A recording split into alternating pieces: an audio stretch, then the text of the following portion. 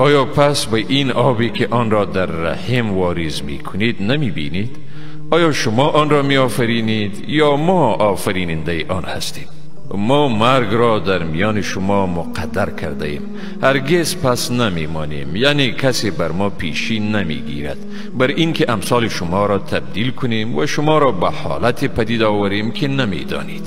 و یقینا آفرینش اول را دانستید، پس چرا آن را به یاد نمی آورید؟ پس آیا دیدید چیزی را که می کارید؟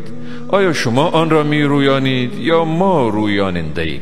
و اگر بخواهیم آن را به گیاه در هم کوبیده مبدل می سازیم، به گونه ای که به حیرت افتید و بگویید یقینا زیانمند شده ایم و بلکه ما از ثمره زحمت خود بی بهره شده ایم.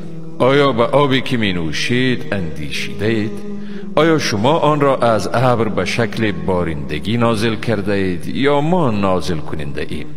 اگر بخواهیم آن را شور می گردانیم، پس چرا شکر نمی گذارید؟ آیا درباره آتشی که می افروزید فکر کرده اید؟ آیا شما درخت آن را آفریده اید یا ما آفریننده ایم؟ ما آن را پندی و بهره‌مندی برای مسافران گردانیده ایم. پس نام پروردگار بزرگ خود را به پاکی یاد کن.